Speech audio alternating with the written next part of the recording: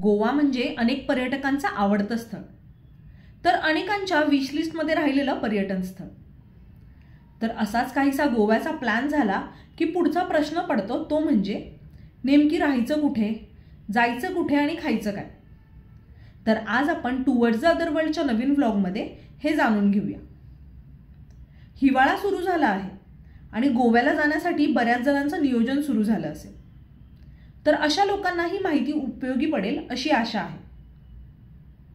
गोवा नाव ऐकताच डोळ्यासमोर येतात ते म्हणजे निळेशार लांबच लांब पसरलेले समुद्र किनारे, मस्त रंगीबिरंगी आणि वेस्टर्न कपडे परिधान केलेले देशी विदेशी पर्यटक आणि रुचकर अशा खाद्यपदार्थांचा आस्वाद घेण्याची कल्पना.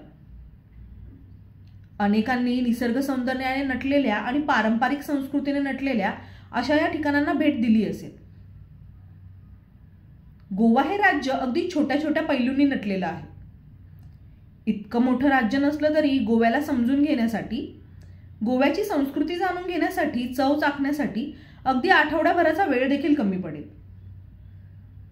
उत्तर गोवा आणि दक्षिण गोवा असे गोव्याचे दोन भाग पडतात.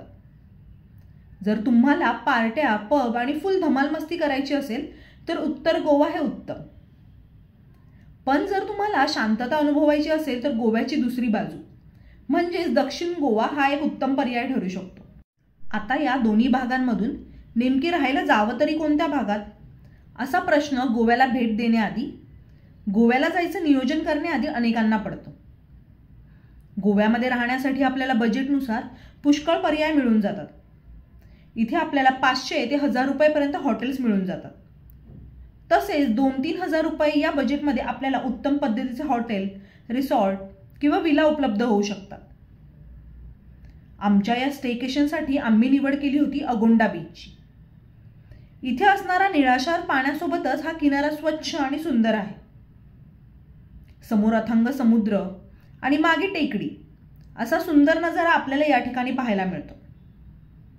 या किनाऱ्यालगत बरेचसे हॉटेल, रिसॉर्ट आपल्याला पाहायला मिळतात. त्यापैकीच एक गोवा कॉटेज या रिसॉर्टची आम्ही राहण्यासाठी निवड केली आणि खूप भारी असा आमचा स्टेचा अनुभव शेअर करण्यासाठीचा व्लॉग तुमच्याबरोबर शेअर करावासा वाटला.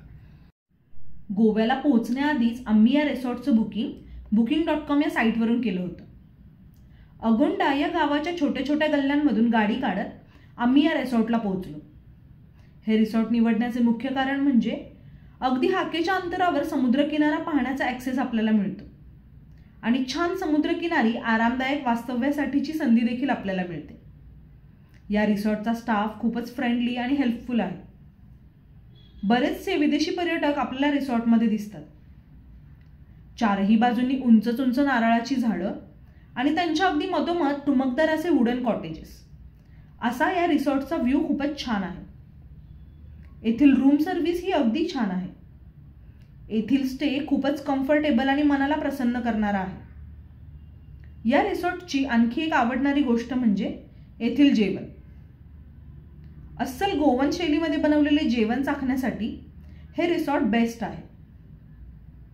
नेत्रदीपक असा समुद्र किनारा, समुद्राच्या साक्षीने भोजनासाठी केलेली बैठक व्यवस्था आणि आजूबाजूचे वातावरण असं सगळंच सुट्ट्यांचा आनंद घेण्याची व एकत्रितपणे शांत वेळ घालवण्याची संधी प्रदान करतात.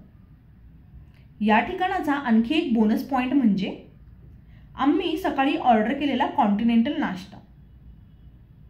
आपण किनाऱ्यावरील खुर्च्यांवर झोपून समुद्र बघू शकता किंवा पाण्यातील साहसी खेळांचा आनंद घेऊ शकता. मस्त इव्हिनिंगला सूर्यास्ताच्या साक्षीने लांबच लांब फेरफटकाही आपण मारू शकतो. येथील एकंदरीत वाईब्सचा अनुभव घेण्यासाठी आणि लज्जतदार जेवणाचा आनंद घेण्यासाठी अगोंडा बीचवरील या रिसॉर्टचा अनुभव नक्की घ्या. या रिसॉर्टला पोहोचण्यासाठीची मॅपची लिंक आणि बुकिंग करण्यासाठीची लिंक डिस्क्रिप्शनमध्ये दिलेली आहे. आणि तुम्ही कोणत्याही छान अशा रिसॉर्टला भेट दिली असेल तर कमेंटमध्ये नक्की कळवा. तोपर्यंत भेटूया पुढच्या नवीन व्लॉगमध्ये.